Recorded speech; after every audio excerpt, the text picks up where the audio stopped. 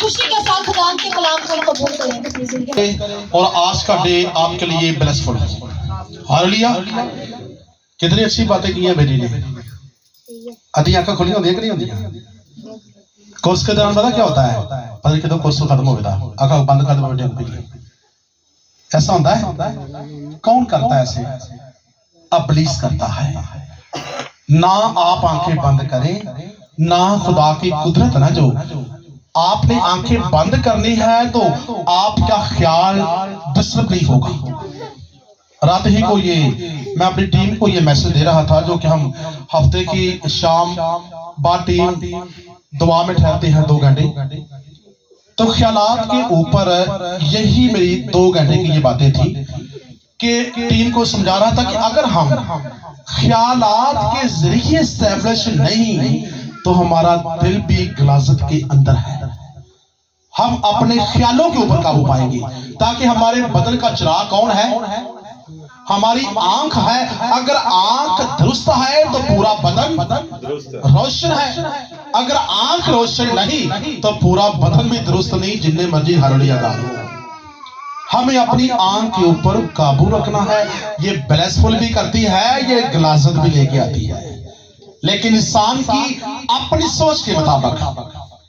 आज हम लूका तबीब लूका की मार्फत लिखी गई अंजील, उनके बयानों को पढ़ेंगे 9 बाब में से के वो लिखती है कि सबसे बड़ा कौन? 9 बाब की 42 साइड। हाँ बेटा, रबेका के पास ये तलावत है बेटा, तो जो भी तलावत है शेयर कीजिएगा, ताकि आज समझिएगा कि हमें देखना है कि सबसे बड़ा कौन है।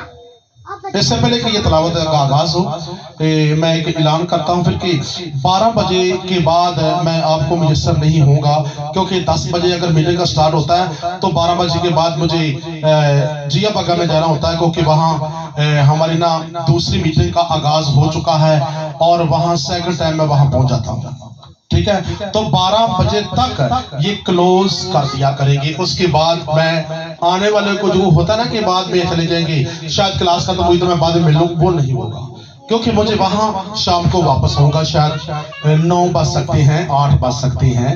ठीक है, लेकिन इस टाइम को मद्देनजर रखिएगा, ताकि हम 10 से 12 2 घंटे की क्लास बड़ी है। आप बाद में शादी जाए, कभी जाए, बहन भाइयों को मिले, जहां कहीं जाए, 2 घंटे की क्लास बहुत बड़ी है। तो आइएगा बेटी के साथ तलावत सुनिएगा। मसीह में सबको सलाम। हमारे लिए आज की तलावत लूका रसूल की मार्फत लिखी गई इंजील, उसका 9 बाब और उसकी 32 साइड।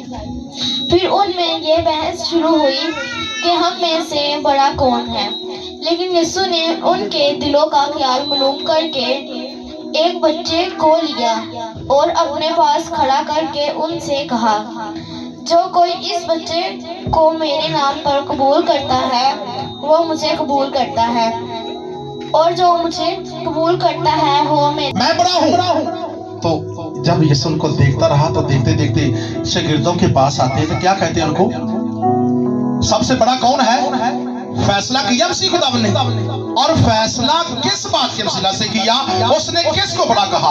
पतरस को बड़ा कहा, यूहन्ना को बड़ा कहा, मत्ती को बड़ा कहा, लूका को बड़ा कहा। 12 में से किसको ये अव्वल दर्जा, ये पर्सनैलिटी मिली कि वो बड़ा है? कहा क्या कि जो सबसे छोटा है वो बड़ा किया गया, और उसके छोटे होने का सबूत दिया। एक बच्चे को पकड़ा और बच्चे को लाकर उनके बीच में खड़ा करके कहा कि जो इस बच्चे की मानिद बनेगा वो सबसे बड़ा है। हालेलुया। बच्चे की मानिद बनने से यीशु क्या साबित करना चाहते हैं? भाई, बच्चा कौन है? बच्चा बड़ा कैसे हो सकता है? क्योंकि बच्चे की मानिद बने तो वो बड़ा होगा। जो बच्चे को मेरे नाम से कबूल करता है वो बड़ा होगा। और फिर खुदा हम कहते हैं कि बच्चों को मेरे पास आने दो, आसमान की बादशाही। मत्ती 19 बाब 14। बच्चों को मेरे पास आने दो, आसमान की बादशाही ऐसों की है। और देखें कि मसीह खुदावंद बच्चे को कितनी तरजीह दे रहे हैं। आखिरकार बच्चे में क्वालिटी क्या है, कोई इस बारे में कुछ थोड़ी सी दे सकता है? मैं भी सीख लूं उससे कि बच्चे में क्वालिटी क्या होती है, बच्चे को क्यों बार बार खुदावंद निशाना टारगेट बना रहा है। हालेलुया, वेरी गुड, वाकई ऐसा ही है।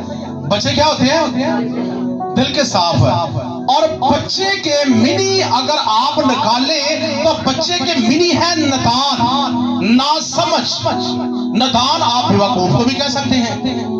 तो नदान बेवकूफ है तो ये किसे कहते हैं? बच्चा नादान है, ना समझ है। और ना समझ वो किस बात से है?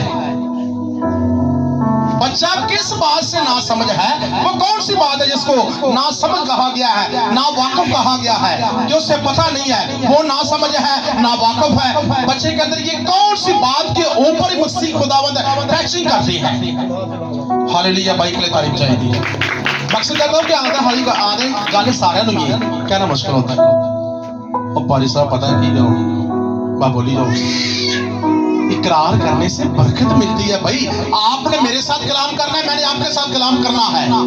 ऐसा करेंगे ना तो बरकत को रिसीव करेंगे, हमारे दरमियान आ जाएगा दरमियानी है कौन? यीशु मसीह दरमियानी है, जो इंसान के खुदा के दरमियान में आकर पुल बन जाता है और कहता है कि मेरे ऊपर से गुजरो और सीधा चले जाओ। कहां पे?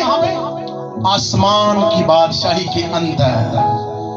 क्योंकि बच्चा, मैंने कहा है कि बच्चा, अगर आप अमसाल की किताब के अंदर इसको देखें तो लिखा है कि बच्चा अपनी हरकत से पहचाना जाता है कि वो गलत है या ठीक है।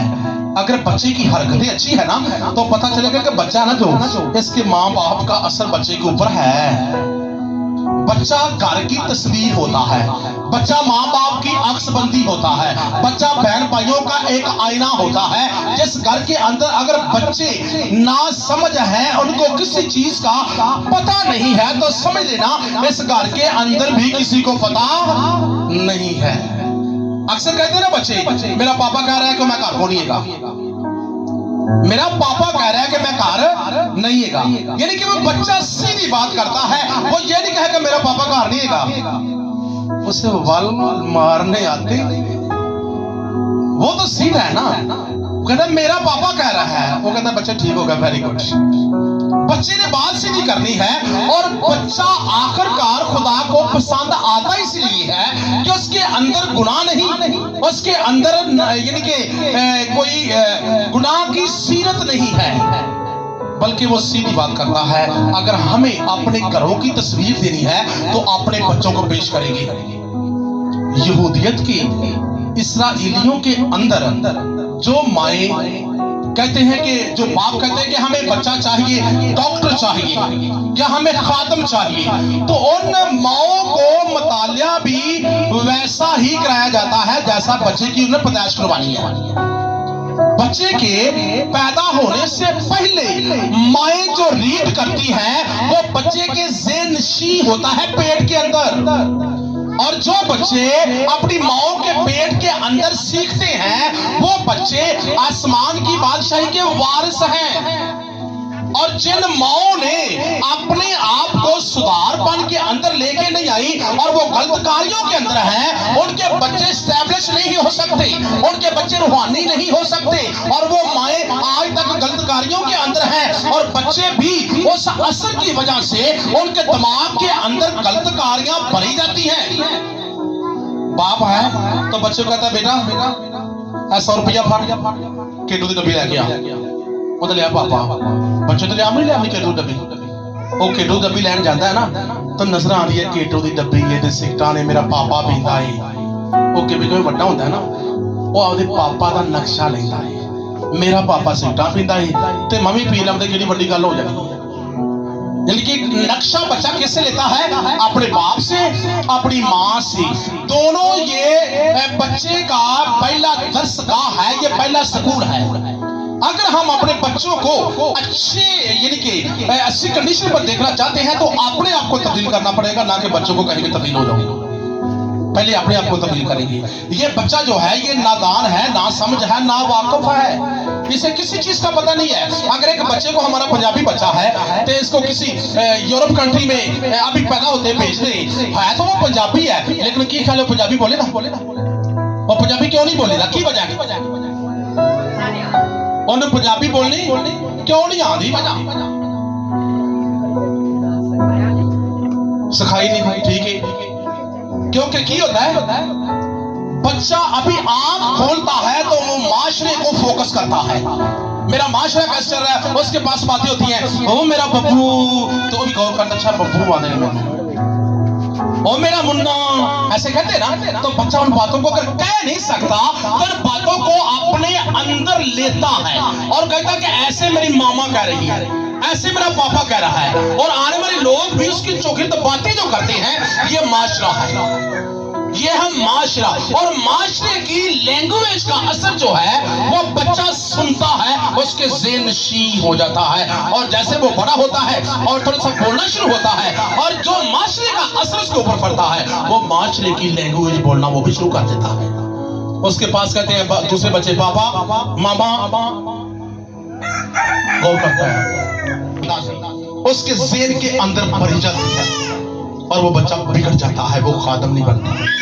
मां बाप की होती फिर जो बच्चा बिगड़ जाता ना, बच्चे ਨੂੰ ਸਮਝਾਉਂਦੇ ਨਹੀਂ, ਫਿਰ ਉਹ ਨਹੀਂ ਸਮਝਦੇ, ਉਹਨੇ ਮਹਿਫਲਾਂ ਬੁਰੀਆਂ ਬਣਾ ਲਈਆਂ ਨੇ, तो ਕਿਵੇਂ ਕਿਵੇਂ ਵੱਡਾ ਹੋਵੇ ਨਾ, ਉਹ ਘਰ 'ਚ ਟਿਕੇਦਾ ਵੀ ਨਹੀਂ, ਤੇ ਨੌਕਰੀ ਵੀ ਨਹੀਂ ਕਰਦਾ, ਕਰੇਗਾ ਤੇ ਪੈਸੇ ਆਪਣੀ ਜੇਬ 'ਚ ਰੱਖੇਗਾ, ਜਿੱਥੇ ਮਾਂ ਪਿਓ ਨੇ ਔਲਾਦ ਦੀ ਵਜ੍ਹਾ ਨਾਲ ਸੁੱਖ ਪਾਉਣਾ है ना, क्योंकि बच्चे माँ बाप के लिए किस लिए होते हैं भला? सहारे का बुढ़ापा। वो बच्चे सहारे का बुढ़ापा नहीं बनते, बल्कि माँ बाप की उम्र को घटाते हैं, कम करते हैं, और माँ बाप उनके बारे में सोचता सोचता, अतः के हड्डा कट्टा जवानी के अंदर होता है, और वो सोचता सोचता आस्ता आस्ता कमजोर हो जाता है, बीमारियों के अंदर बूढ़ा, और बच्चों से यानी कि माँ बाप की जिंदगी है वो आस्था करनी शुरू हो जाती है। लेकिन हम पहले सोचते नहीं है कि हमें अपनी अगर बुढ़ापे को सहारे के अंदर लेके आना, तो बच्चों के ऊपर हमें फोकस करें, बच्चों को समझाएं, अपना नक्शा दे बच्चों को, तो देखे खुदा का जलाल होता है कि नहीं होता। ये बच्चे अभी ना समझ नहीं, बच्चे के अंदर फ्रेब नहीं, बच्चे के अंदर चुगली नहीं, बच्चे के अंदर बुरी शोभते नहीं, ये सब किससे निकलती हैं? ये कहा, ये क्या यहाँ पर दिल से निकलती है, और बच्चा बात अपनी जुबान से करता नहीं है, क्योंकि यकूब का खत कहता है कि जो बंदा अपनी जुबान के ऊपर काबू पाता है वो पूरी दुनिया को कंट्रोल, तो बच्चे की जुबान के ऊपर कंट्रोल होता है, क्योंकि वो गलत बात कहता ही नहीं है। इसलिए यीशु को पसंद है बच्चा, कि अगर तो बच्चों की मानंद खामोश रहो, बच्चों के मन खामोश रहो और सीखो ज्यादा और बोलो कम, तो तुम क्या होगे? तुम आसमान की बादशाही की तस्वीर अपने अंदर लोगे। हालेलुया। हम ऐसा करते नहीं है। अगर हम यिर्मयाह की किताब पढ़े, तो यिर्मयाह की किताब जो है उसका पहला बाब मुकम्मल आप रीड करें, आपको एक तस्वीर मिलेगी बच्चे की। आए मेरे साथ निकाले जो बेटियों के पास है, कि बच्चा क्या चीज होता है। यिर्मयाह की बुलाहट 4 आयत, पहला बाब। तब खुदावंद का कलाम मुझ पर नाज़िल हुआ और उसने फरमाया, इससे बेशतर कि मैंने तुम्हें बतन में खलक किया, मैं तुझे जानता था और तेरी विलादत से पहले मैंने तुझे मखसूस किया और कौमों के लिए नबी ठहराया। ये बात को समझे? मैं की गला की बला कि मैंने तुम्हें, खुदावन कह रहा है यिर्मयाह को, कि तेरी माँ के पेट से, जब मैं माँ के तू पेट से में था, तो मैंने उस वक्त तुम्हें मखसूस कर दिया था, तुम्हें माँ के पेट में बसा कर दिया था मैंने।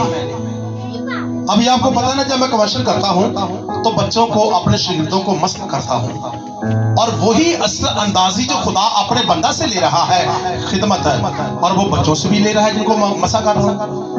नेक्स्ट ये शायद इसी मंथ के अंदर होगा कि और भी 3-4 बेटे हैं, बेटी है, उनको मसा किया जाएगा, और खुदा की कुदरत है उनके वसीला से भी मुज़ाहत के जरिए बोलेगी।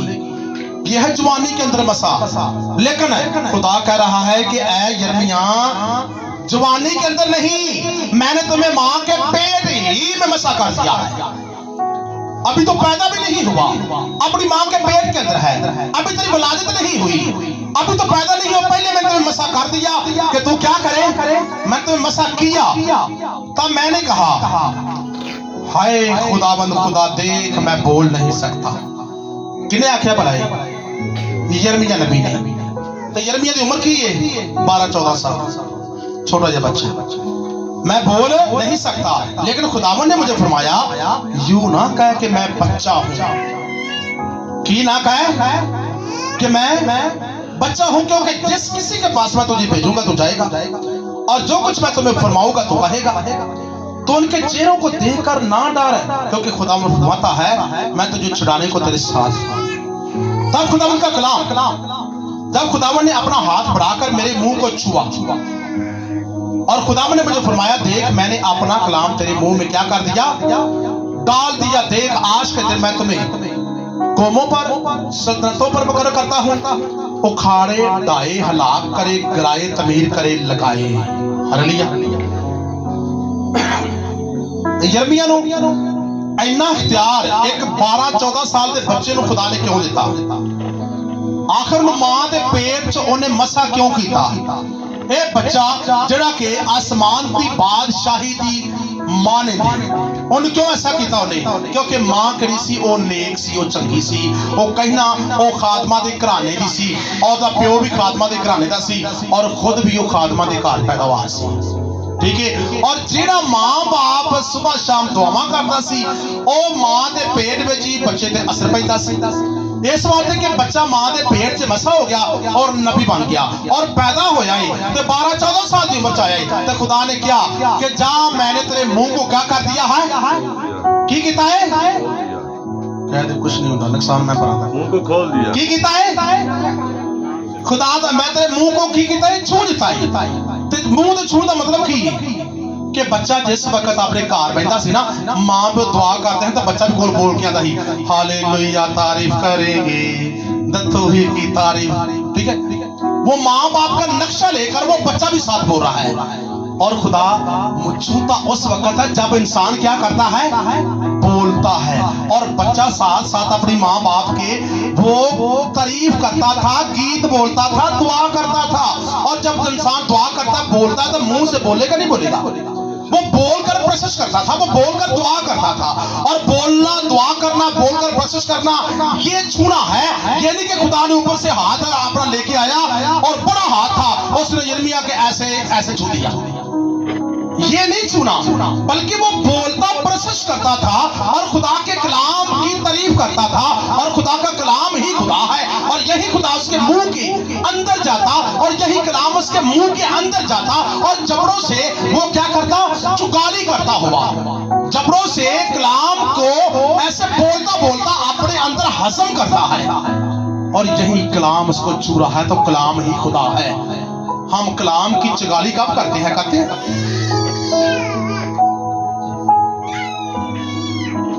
डंगर डॉक्टर की आंदे ने जेड़ा डंगर चगाली करता पिया ना तो तंदुरुस्त है, ते जेड़ा डंगर चगाली नहीं करता किनू बगाली आंदे ने ओनू तंदुरुस्त आंदे ने। ओनू की हो गया, वो बीमार है ते किन्नी चगाली करदे ने। खुदा दी नजर च लिखा है कि असी डंगरां नालों ना हो घोड़ियां खच्चरां वांगर हो। और लिखा अय्यूब की किताब कहती कि इंसान कीड़े दी मानदे जेड़ा कीड़ा जिहदी यानी कि कोई औकात ही नहीं, साडी औकात को नहीं है कि मत सोचना कि असी बड़ी चीज ते इंसान आ असी को डंगरा वाकू बणीए। भाई डंगरा वाकू साडी भी मौत आंदी है, जो आवाज नबी कहता पे, और डंगरा वाकू असी भी मरने आ। ठीक है, और डंगर भी मिट्टी जांदे ने ते असी भी किथे जाने आ, असी मिट्टी जाने आ। साडी कोई औकात होई फिर बराबर होंदे ठहरे कि नहीं ठहरे? उनके वाकू साडी डेथ होती है, उनके वाकू जमीन सानू खाती है, तो उनके साडे च फर्क कोई नहीं रह जाता। साडी औकात को नहीं है। इस वास्ते कि खुदा कह रहा है कि यिर्मयाह मैंने अपना कलाम तेरे मुंह में डाल दिया है। इस कलाम की वजह से तू अप हो सकता है, इस कलाम की वजह से तू गिराया जा सकता है। अगर कलाम को फॉलो नहीं करता तो तेरी औकात नहीं होगी। अगर कलाम को तू फॉलो करेगा तू बच्चा भी है तो सबसे बड़ा है, क्योंकि जो शागिर्द हैं और जो यीशु के मानने वाले हैं, जो यीशु के बिलीवर हैं, जो यीशु को चाहते हैं, जो यीशु के पास आते हैं, अगर उनके मुंह के अंदर खुदा का कलाम नहीं तो उनकी औकात कुछ भी नहीं है। अगर उनके मुंह के अंदर खुदा का कलाम है तो वो सब कुछ है। आप सब जानते हैं कि यीशु ने अपने आप को बड़ा कीता सी नहीं कीता तो की निशानियां कड़े ओ मस्कन नेम क्यों नहीं खत्म की थी उन्हें की कीता सी शागिर्दां दे पैर धोते यीशु ने और की कीता शागिर्दां दे पैर धोते और उन्होंने रोटी का नवाला तोड़ के देता सी एलो ए भी खाओ ये मेरा गोश्त है ए भी एलो पानी पियो अंगूर का शीरा पियो ये मेरा की है ये मेरा खून है आप वंड के देता पे खुद ठीक है ते ओ हस्ती केड़ी सी अगर यीशु ने पीछे दी बैक साइड देखो जरा और शागिर्दां दे पैर आप धोदा पे और पैरां च बैठ के ओदे सारे 12 शागिर्दां नु इकट्ठे करके पैरां धोते और अपने आप नीवा कीता और नीवा करन वाला अपने आप नु इस यीशु ने देखो कि यीशु दी पीछे हस्ती की है ओ कलाम कहंदा पिया कि यीशु कलामे मुजस्सम है यीशु नूरे मुजस्सम है और यीशु मुकाशफा की किताब में कह रहे हैं कि आसमान और जमीन का कुल इख्तियार मेरे पास है। यीशु कह रहे हैं कि मौत और आलमे रुआ की कुंजियां मेरे पास हैं यानी कि मौत भी मेरे कब्जे के अंदर है। अगर मैं मौत को जहां चाहूं वहां हो जाती है। मौत भी मेरी मर्जी के अंदर है और मेरे कंट्रोल के अंदर है।